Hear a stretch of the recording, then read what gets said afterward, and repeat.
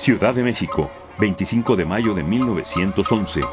La inminente renuncia del presidente Porfirio Díaz fue acompañada de manifestaciones hostiles frente a su casa por parte de los ciudadanos, a tal grado que el ejército fue convocado a protegerla.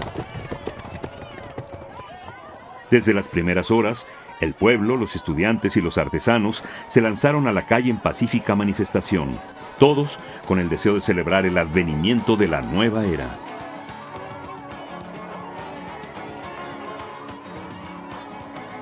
Con estas palabras, los periódicos describían la atmósfera de entusiasmo, hasta de verdadera fiesta, que en esos días cundía en la capital del país. El régimen absolutista de Díaz se había finalmente rendido al siempre más amplio movimiento opositor, encabezado por Francisco I. Madero, el cual pugnaba por el restablecimiento de la democracia y por resolver la gravísima desigualdad social que afectaba a la nación.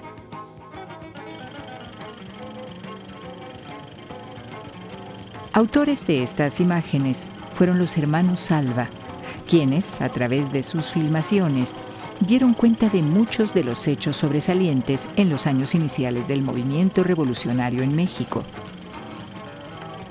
Podemos afirmar que la revolución fue el primer gran acontecimiento histórico documentado por el cinematógrafo.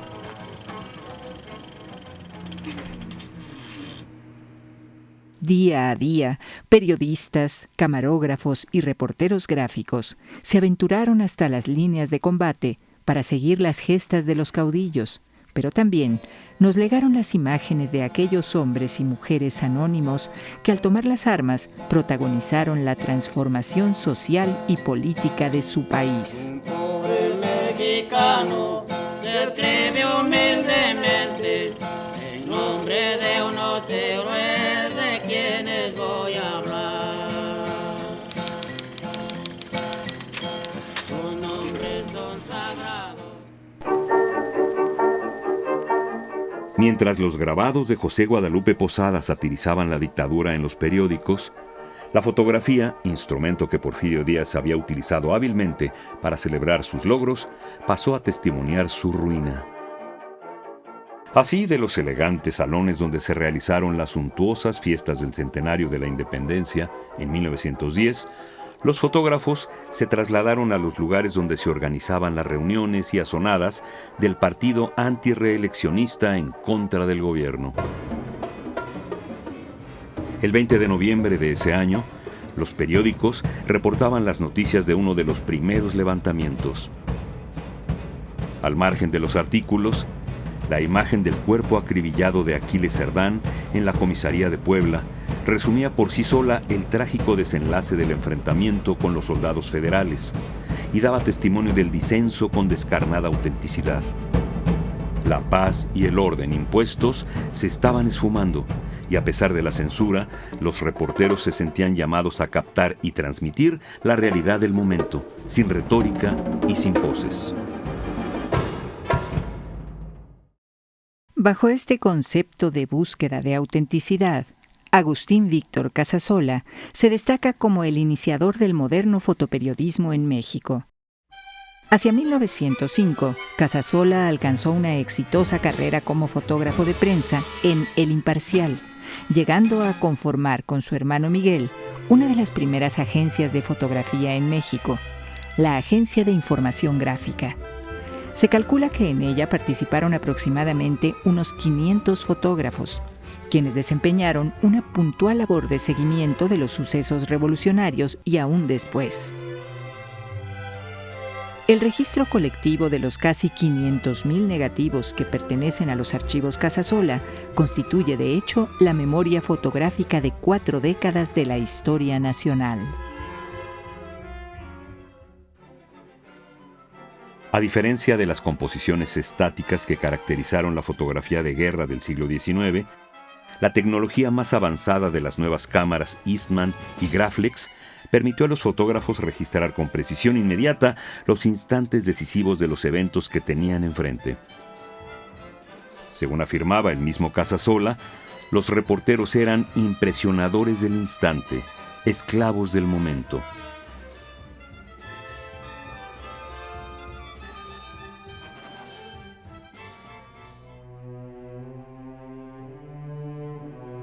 Las instantáneas de la primera etapa de la revolución muestran a los líderes de los levantamientos, a los partidarios armados de la causa de Madero en las regiones del norte del país, así como a los soldados de las fuerzas federales.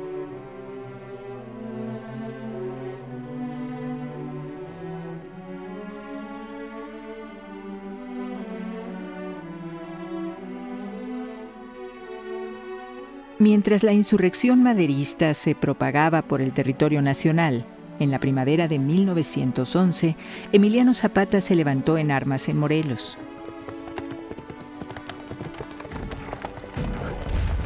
Frente a cada acción había un hombre con una cámara para ilustrar las fases de un combate o los intervalos de descanso de las tropas.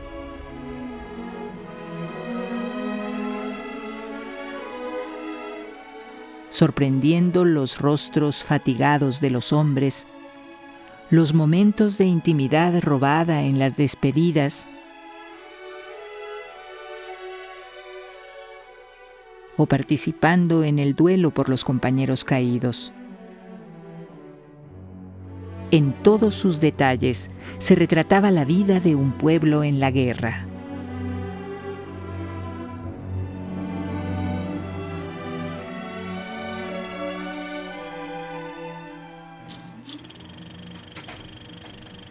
Fotografía e imágenes en movimiento seguían inmortalizando los actos oficiales, como cuando el licenciado Francisco León de la Barra protestó como presidente provisional el 25 de mayo de 1911, o al día siguiente, cuando Porfirio Díaz dejó la capital encaminado a un melancólico pero bien acomodado exilio.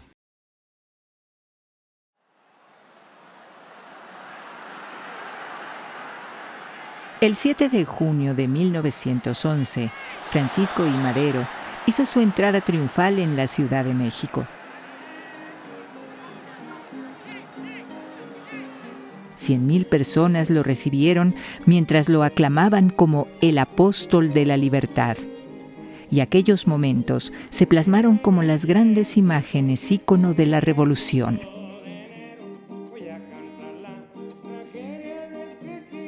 Dentro del nuevo rumbo democrático, se abrió la libertad de prensa, libertad de opinión crítica, que se manifestaba con notas y viñetas satíricas. La fiebre política contagió a la población en la avalancha de los comentarios, y un periódico capitalino sentenciaba irónicamente que ahora hasta las damas se preocupan por la cosa pública.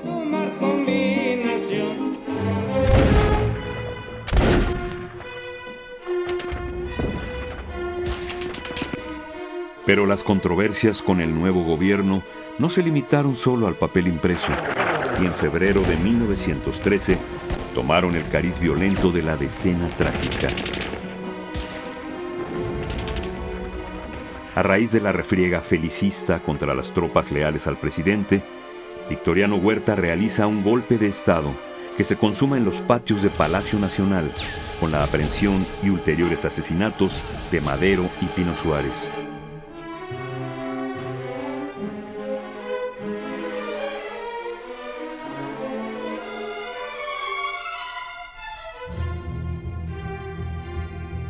El mismo José Guadalupe Posada, poco antes de morir, dejó su testimonio de aquellos días. A partir de ahí, la rebelión constitucionalista desde el norte y zapatista en el centro-sur abrazarían el país en un largo enfrentamiento entre hermanos.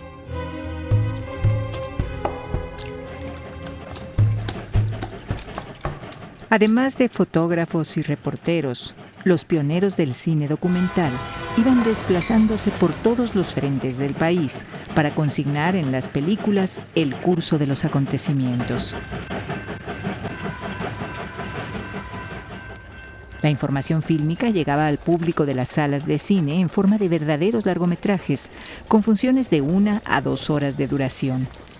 A pesar de las manipulaciones a las que fue sujeto este material para el uso propagandístico de una u otra facción, los autores se empeñaban en relatar los hechos objetivamente, al presentar siempre los dos lados de un enfrentamiento, con un ritmo de montaje narrativo que comunicara al público el dramatismo de la realidad. Finalmente, este primer cine mexicano representa una fundamental contribución a la cinematografía universal.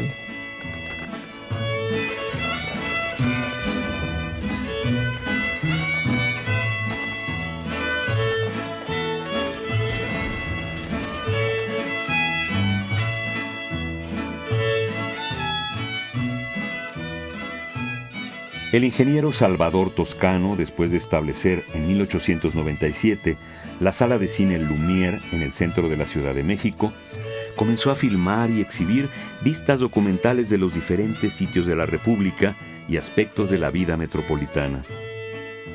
Cuando inició la revolución, apuntó su cámara para dar razón de los avatares del conflicto armado. Con una amplia selección de estas imágenes, su hija Carmen editó la película Memorias de un Mexicano, estrenada en 1950.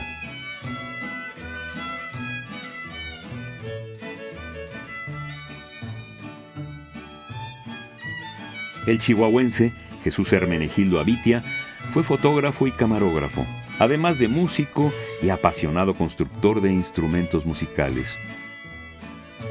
Simpatizante de la causa antirreeleccionista, en 1910 conoció personalmente a Francisco I. Madero, a quien retrató.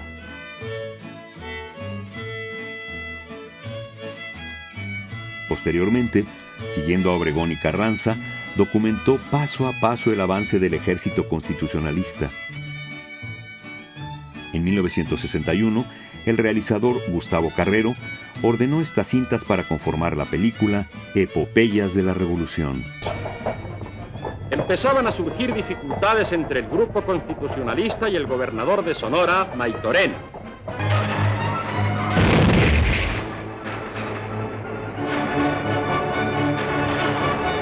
Escorado el Morelos del Ejército Federal, con valor se cargaba sobre el enemigo. Y la unidad del grupo revolucionario se reforzaba con la cooperación del gobernador de Sinaloa, general Felipe Rivero. Después de la gran resonancia que la Revolución Mexicana tuvo en la prensa internacional, el estallido de la Primera Guerra Mundial en 1914 centró prioritariamente la atención de los medios informativos sobre Europa. Sin embargo, de este lado del mundo, en México, el proceso revolucionario continuaba su compleja y atormentada evolución. Más allá del sensacionalismo noticioso, seguía siendo el sujeto de crónicas y narraciones, las bases de una ya encauzada reflexión histórica.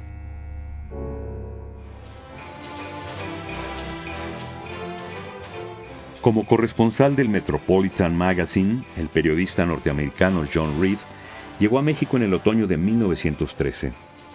Profundamente comprometido con las causas sociales, Reed permaneció 4 meses en el norte del país, compartiendo las andanzas del ejército de Francisco Villa, cuya personalidad lo atrapó hasta la admiración y del cual nos trazó un perfil escueto y preciso. Es el ser humano más natural que he conocido. Natural en el sentido de estar más cerca de un animal salvaje. Casi no dice nada y parece callado, desconfiado. Si no sonríe, da la impresión de amabilidad, en todo menos en sus ojos, inteligentes como el infierno e igual de inmisericordes.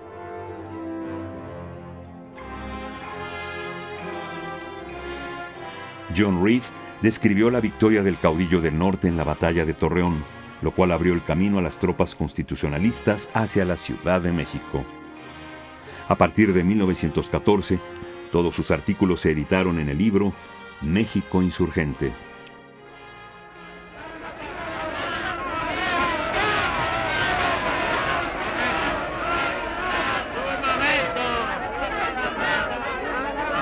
¡Callarse, hermanos!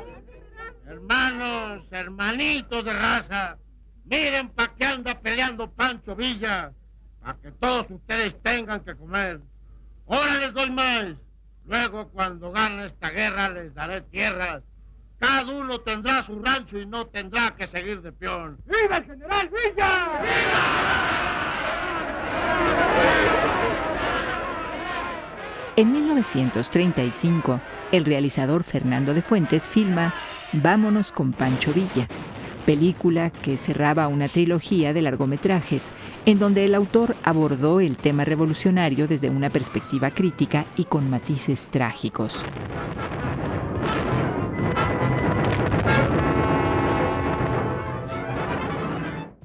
En su momento, la película resultó un rotundo fracaso de taquilla, y no fue sino varias décadas después cuando se le reconoció su significativo valor testimonial y estético.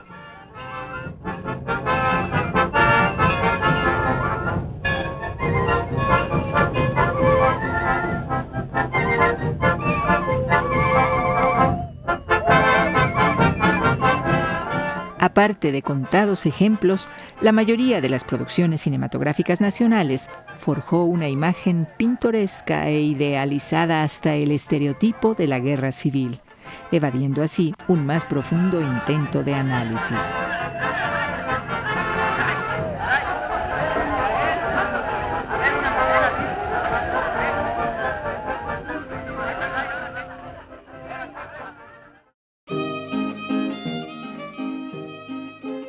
La Revolución Mexicana también fue narrada a través de canciones y corridos que dieron a conocer hechos reales o inventados.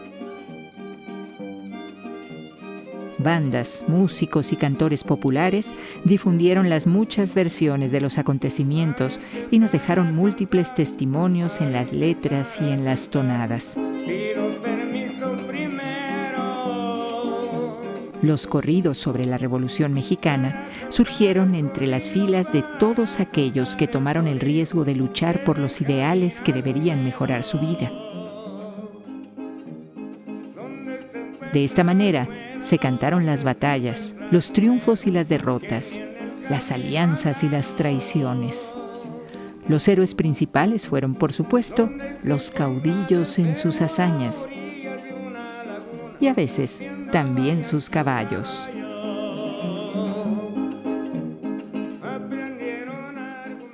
La novela de la Revolución mezcla vivencias, imaginerías y memorias de sus autores para conformar un conjunto de obras narrativas que se refiere básicamente a los sucesos ocurridos desde los alzamientos maderistas en 1910 hasta el asesinato del presidente Carranza en mayo de 1920. Los escritores tomaron en cuenta el punto de vista del pueblo que había sufrido el estrago. En sus narraciones recrearon historias de vida de la gente común y en muchos casos perfilaron una imagen amarga y ambigua de la lucha armada. Con el sentir de mi patria. Oriundo de Lagos de Moreno, Mariano Azuela estudió y ejerció la medicina y en 1913 se unió a las filas de Francisco Villa como médico militar. Su experiencia revolucionaria quedaría reflejada en Los de Abajo, considerada obra precursora de la novela de la Revolución, en donde precisamente son los campesinos explotados quienes se rebelan a través de una lucha que no saben muy bien a dónde los llevará. Pero lo que importa es seguir a un caudillo que los guíe.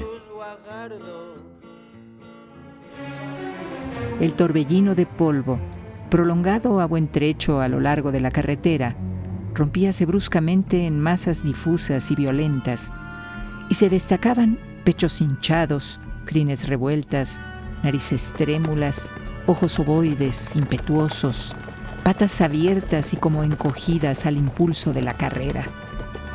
Los hombres, de rostro de bronce y dientes de marfil, ojos flameantes, blandían los rifles o los cruzaban sobre las cabezas de las monturas. En El Águila y la Serpiente, el escritor y periodista chihuahuense Martín Luis Guzmán refiere momentos significativos de su experiencia revolucionaria en las fuerzas de Villa a través de viñetas literarias.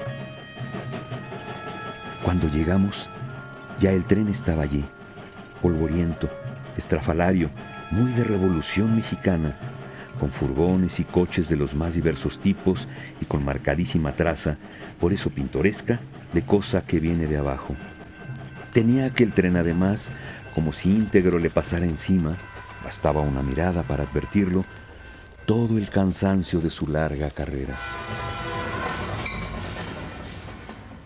En medio centenar de cuentos breves reunidos bajo el título de Cartucho, Nelly Campobello, nacida en Durango en 1909, aporta su mirada autobiográfica a través de los recuerdos de la infancia. En una camilla de ramas de álamo pasó frente a mi casa. Lo llevaban 4 soldados. Me quedé sin voz, con los ojos abiertos. Sufrí tanto. Se lo llevaban. Tenía unos balazos. Vi su pantalón. Hoy sí era el de un muerto.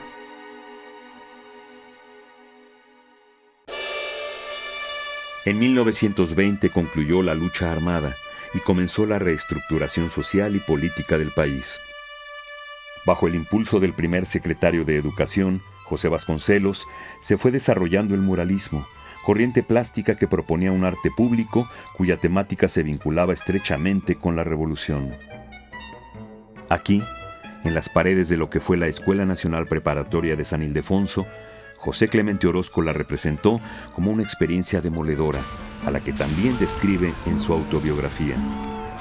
La tragedia desgarraba todo a nuestro alrededor. Tropas iban por las vías férreas al matadero. Los trenes eran volados. Se fusilaba en el atrio de la parroquia a infelices peones zapatistas que caían prisioneros de los carrancistas.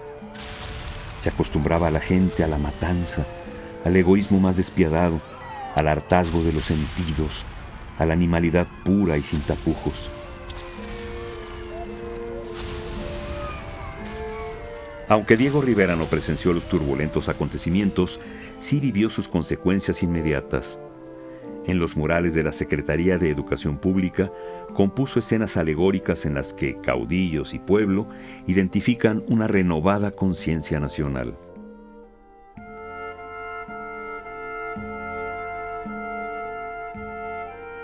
Pero la Revolución Mexicana también se puede reconstruir a través de otras fuentes y otras voces. Anécdotas de vida cotidiana transmitidas de manera oral, heredadas de testigos presenciales que no necesariamente se involucraron en los enfrentamientos armados. Todos ellos nos han entregado una memoria sumamente dolorosa. Mi madre estuvo en esa guerra. Las mujeres iban a la guerra. Y muchas veces también los niños.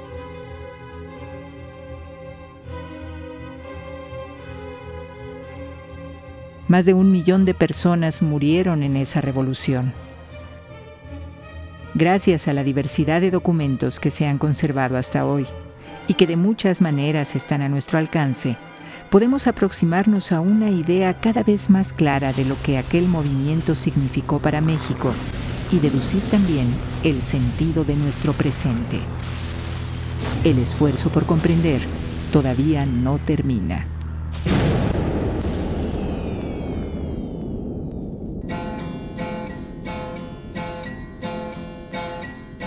Todos los mexicanos digan viva Zapata. Viva también Mendoza y todos los demás.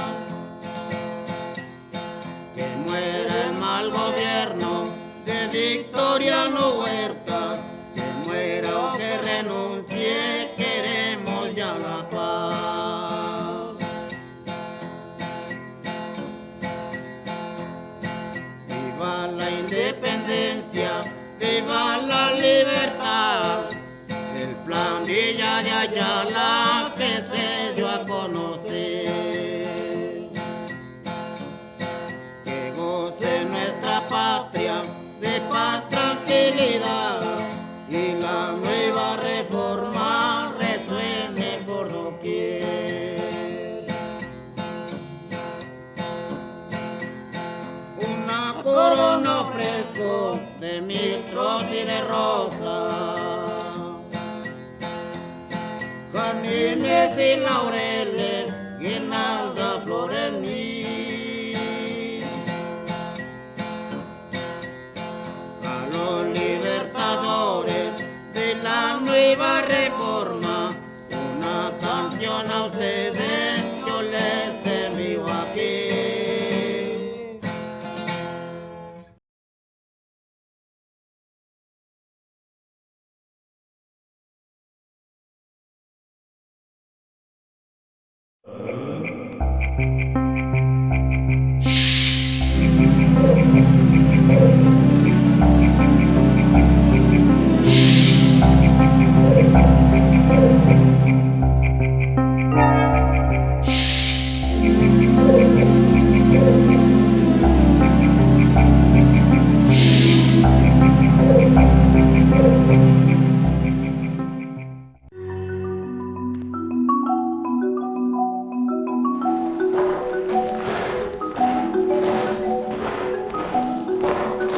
En 1838, en una cueva ubicada al oeste del estado de Coahuila, fueron encontrados alrededor de 1000 cadáveres momificados.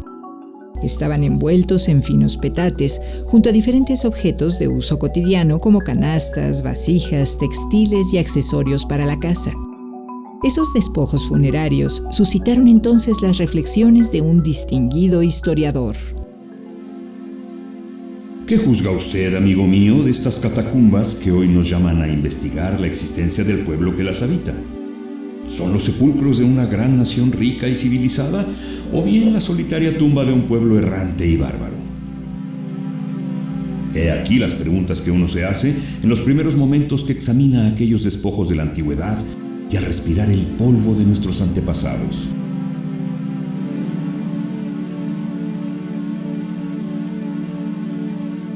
Así le escribía José Fernando Ramírez a Carlos María de Bustamante, también insigne historiador. Ambos compartían la misma preocupación de entender las raíces de México, país que recién había conquistado la independencia y para esas fechas ya experimentaba los sobresaltos de su soberanía.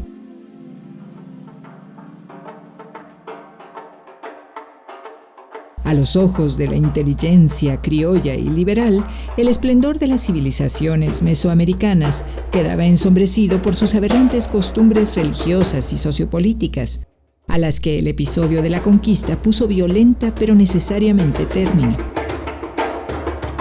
Pero el antiguo símbolo mexica ocupaba el centro de la bandera y el escudo, a ejemplo de cómo el espíritu de identidad nacional reconocía la necesidad de enlazar el pasado prehispánico al presente. Desde la caída de Tenochtitlan para atrás, se trataba de un pasado oscuro y desconocido, sin inicios ni acontecimientos fechables. Era una historia que había que reescribir, o, mejor dicho, resucitar. Como historiador, Ramírez insistía en la importancia de iniciar una clasificación ordenada y acuciosa de las más diversas fuentes testimoniales, los códices, los anales, las narraciones desde el siglo XVI y recopilaciones de documentos prehispánicos que aún no habían sido traducidos y divulgados en México.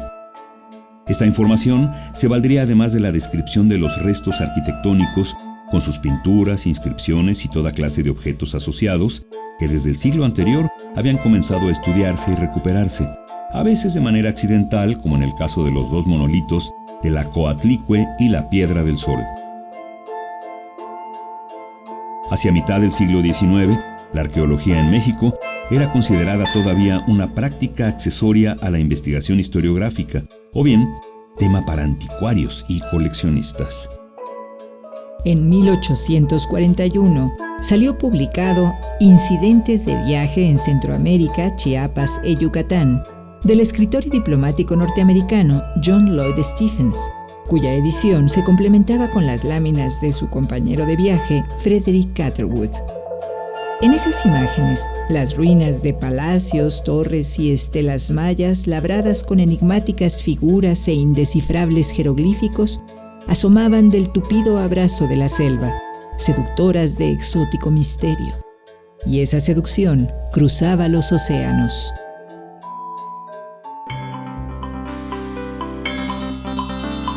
En las guerras de intervención extranjera, junto a la drástica reducción del territorio nacional, las crisis económicas, las sucesiones de gobiernos efímeros, un posterior y desubicado emperador austriaco, también llegaron a México científicos curiosos, arqueólogos, naturalistas, geógrafos y también humanistas, quienes, ajenos al caos político, se abrieron paso por inexplorados caminos del interior de la República a la búsqueda de nuevas evidencias. Sus descubrimientos y experiencias de vida en el país desprendieron a lo largo de la segunda mitad del siglo XIX crónicas literarias y gráficas, investigaciones y teorías que comunicaban al mundo la complejidad de las sociedades prehispánicas.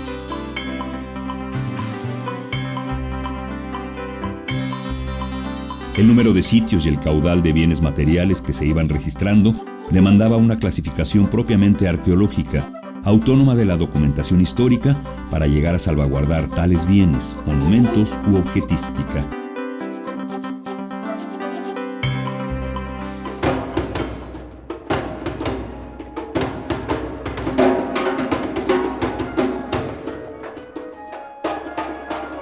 Más allá de las representaciones neoaztequistas que ensalzaban a los caudillos héroes y un anecdotario mitológico, aparecían las teselas concretas de un amplio mosaico de muchas culturas, cada una con su peculiar perfil de desarrollo aún por conocer. Es así como, entre la consolidación de la paz porfiriana y la larga convulsión revolucionaria, se iba planteando en sus conceptos, metodologías y objetivos de estudio la nueva arqueología mexicana.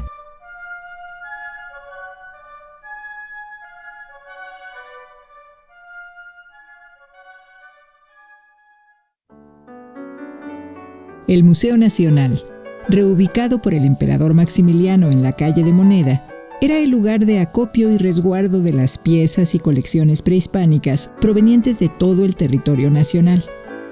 Durante el Porfiriato, el museo se volvió también centro de estudios arqueológicos. Ahí, en 1888, el mismo Porfirio Díaz inauguró la Sala de Monolitos, a confirmación de cómo el Estado asumía oficialmente la tutela, rescate e investigación de los vestigios arqueológicos nacionales. Se había promulgado una ley que los protegía, prohibía su exportación y establecía los sitios como propiedad de la nación.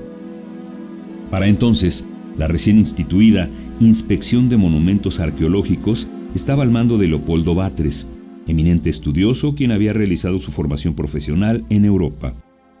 En 1886, Batres hizo excavaciones en Teotihuacán, exhumando el Templo de la Agricultura. Después de otras misiones arqueológicas en Oaxaca, Zacatecas, Morelos y en la misma capital, entre 1905 y 1910, bajo los auspicios del gobierno, emprendió un proyecto mayor, otra vez en Teotihuacán, la reconstrucción de la Pirámide del Sol. El proyecto cobraba importancia sobre todo por las implicaciones políticas que conllevaba en el marco de los magnos festejos del primer centenario de la independencia. Frente a las representaciones diplomáticas de numerosos países y los miembros del Congreso Internacional de Americanistas, el remozado monumento era emblema de la nobleza ancestral de México. A pesar de que el conjunto de estudios de Batres fue después cuestionado por los métodos agresivos de sus excavaciones y la arbitrariedad de ciertas reconstrucciones, que en algunos casos alteraron el aspecto original de los monumentos, hay que destacar su conformación de la primera carta arqueológica de la República Mexicana, en la que ubicaba los sitios precolombinos hallados hasta la época.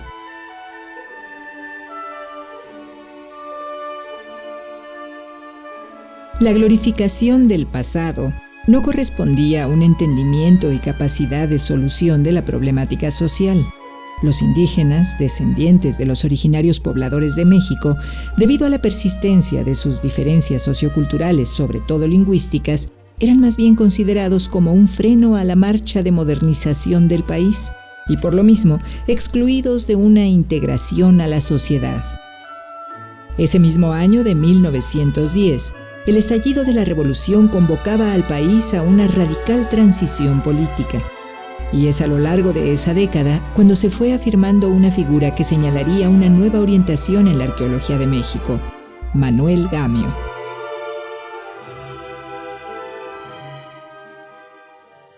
Todavía alumno en el Museo Nacional, Manuel Gamio realizó en 1908 sus primeras exploraciones en Chalchihuites, Zacatecas. Trabajo cuidadosamente detallado que le permitió conseguir una beca en la Universidad de Columbia, Nueva York, bajo la docencia de Franz Boas, uno de los grandes antropólogos americanos.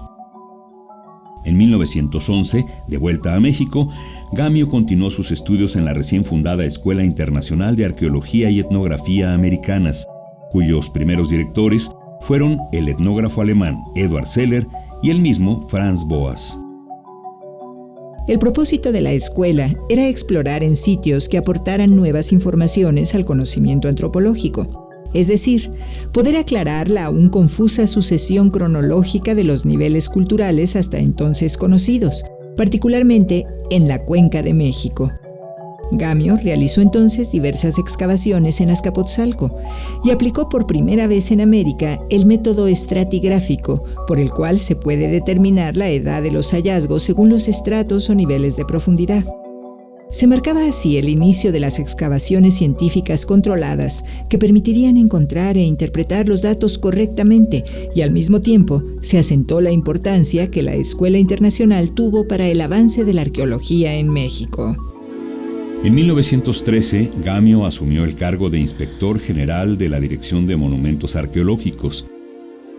Aquel año, al demolerse un edificio que estaba en la esquina de las calles de Seminario y Santa Teresa, actualmente República de Guatemala, en el centro de la capital, se descubrieron diversas estructuras y vestigios que a Gamio le permitieron precisar la ubicación del antiguo centro ceremonial mexica, el Templo Mayor.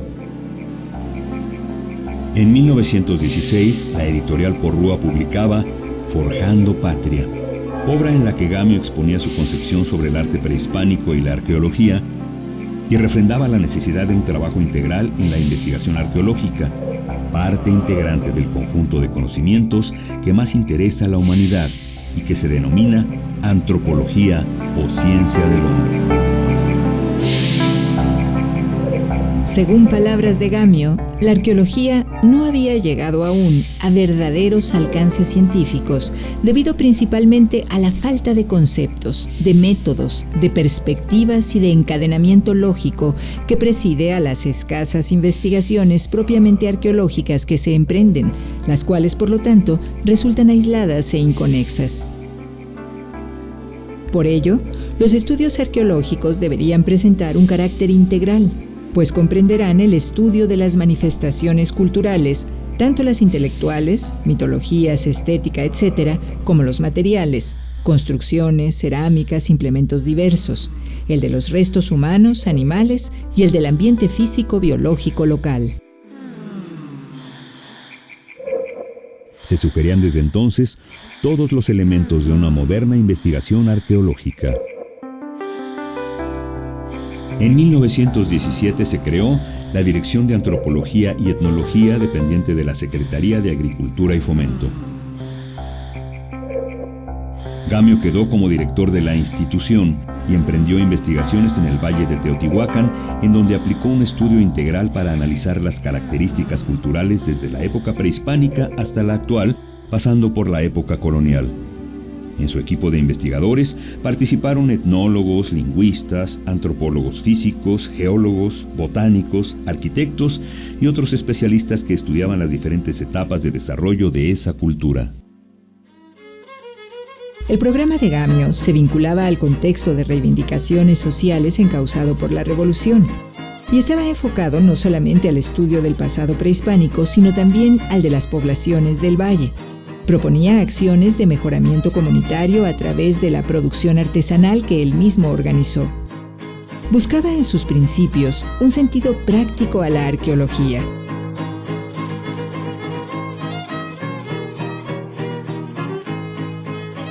Las conclusiones de este amplio trabajo fueron publicadas en 1922 en una de las más grandes obras antropológicas de México, La población del Valle de Teotihuacán, obra que le valió el doctorado en filosofía en la Universidad de Columbia y sobresalientes reconocimientos en el ambiente científico internacional. Hay que mencionar que justamente con este programa de estudios se inició la antropología en México.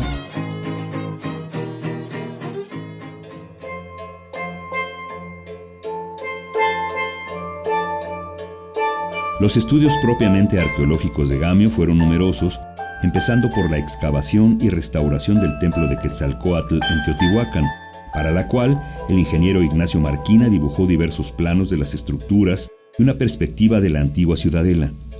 A Gamio se deben también las exploraciones en el Pedregal de San Ángel que confirmaron el establecimiento de poblaciones anteriores a la cultura teotihuacana en el área de Cuicuilco.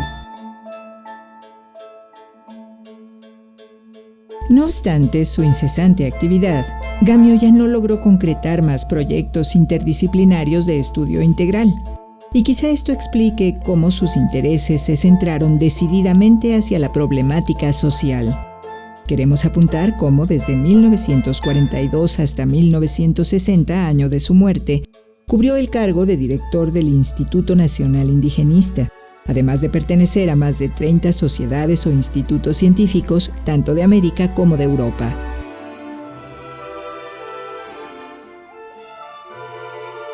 A partir de 1925, la arqueología mexicana extendió las exploraciones a los más diversos sitios de la República. Los equipos de inspección y de investigadores crecieron en número y composición. Sin embargo, los postulados teóricos y metodológicos de Gamio no tuvieron continuidad para las siguientes décadas. La presencia estable de arquitectos e ingenieros en las plantillas de investigación evidenciaba la cada vez más predominante preocupación institucional de privilegiar la restauración sistemática de los edificios para su visita pública, la reconstrucción monumental, más que una integral comprensión de las culturas.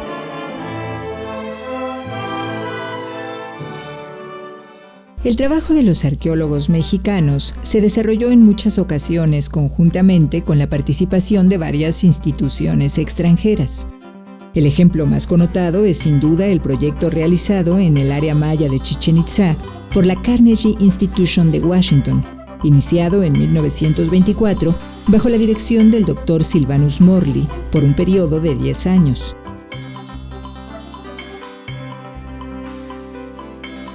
Paralelamente a los equipos de Morley, que se ocuparon principalmente de liberar los edificios del Caracol, Monjas y el Templo de los Guerreros, se realizaban excavaciones por arqueólogos nacionales. Miguel Ángel Fernández restauró el gran juego de pelota, y pocos años después, José Rosa Peniche rehabilitó la estructura externa del castillo y liberó el acceso a las cámaras internas de la pirámide, en donde halló numerosos vestigios.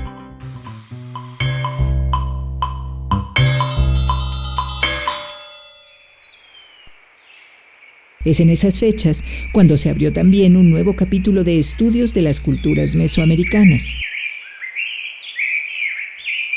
En 1926, los arqueólogos Franz Blom y Oliver Lafarge publicaron un reporte de las exploraciones que acababan de realizar en la zona de la Venta, Tabasco, con imágenes y descripciones de las esculturas, estelas y una cabeza colosal encontradas en el sitio. Todos los monumentos de la Venta son de roca ígnea y de gran tamaño. Aquí admiramos uno de los más sorprendentes enigmas de la antigua ingeniería. ¿Cómo transportaron los indios estos grandes bloques de piedra a través de una distancia de más de 100 kilómetros en medio de terrenos pantanosos o a lo largo de ríos? En ese momento, los autores asociaron aquellos restos a la cultura maya, aunque un año después el investigador Hermann Weyer utilizó por primera vez el término olmeca para referirse a los rasgos de estilo comunes que presentaban estas piezas. De ahí en adelante, con el fundamental aporte del etnólogo Matthew Stirling, se encaminó un intensivo estudio del área para el reconocimiento de la civilización olmeca, la cual se desarrolló en los primeros milenios antes de Cristo y pertenece a las culturas del Golfo de México.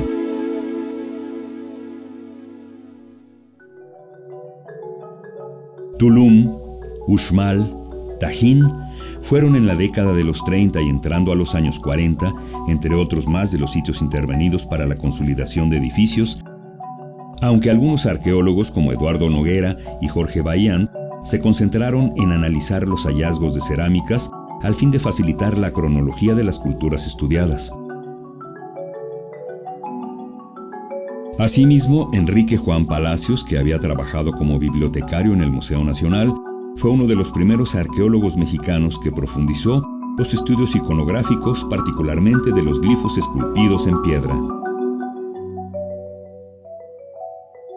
Después de algunos trabajos de restauración que se llevaron a cabo en Mitla y Monte Albán y que habían sido iniciados hacia finales del siglo XIX por el mismo Batres, el estudio de las culturas de Oaxaca se enriqueció sustancialmente desde principios de los años 30, con las exploraciones realizadas por otro significativo representante de la arqueología de ese periodo, Alfonso Caso y Andrade. Formado en las enseñanzas de Boas y Gamio, Alfonso Caso planteó un estudio integral del Valle de Oaxaca con centro en Monte Albán, aplicando el método estratigráfico para el fechado de cerámicas, arquitectura y tumbas. Para su cumplimiento, contó con la colaboración de un valioso equipo académico. Arqueólogos como Juan Valenzuela, Hugo Moedano, Eulalia Guzmán, Jorge Acosta e Ignacio Bernal, entre otros. Artistas dibujantes, antropólogos físicos, fotógrafos, topógrafos e ingenieros. De todas maneras, en acuerdo a la política institucional, la magnitud del proyecto científico estaba finalizada a la restauración total de los monumentos y su realización fue marcada desde la etapa inicial por un hallazgo relevante, la tumba 7 de Monte Albán.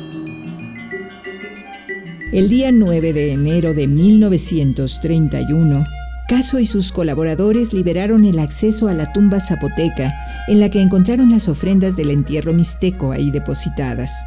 Un profuso conjunto de objetos y de joyas realizadas en materiales preciosos y delicadas técnicas de orfebrería.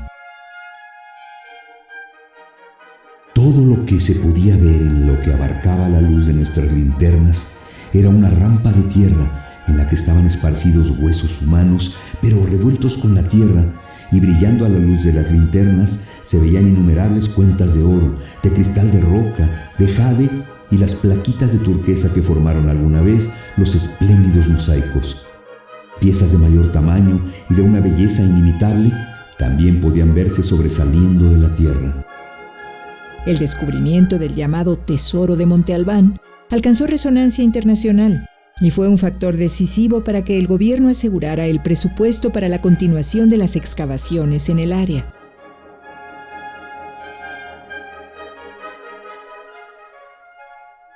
Durante 18 temporadas de campo, Caso exploró y consolidó la restauración de la plaza principal, alrededor de 200 tumbas, los juegos de pelota y parte del conjunto monumental de Atzompa, así como sitios cercanos para estudiar las diferentes épocas de la evolución cultural del Valle de Oaxaca. Caso evidenció siempre sus estudios a través de publicaciones, libros, artículos o ponencias, concretando una prolífica obra de más de 200 títulos. Como ulterior contribución a los estudios de las culturas de Oaxaca, profundizó el examen e interpretación de los códices, y en la última etapa de su vida, siguiendo los pasos de Gamio, se dedicó a los estudios indigenistas.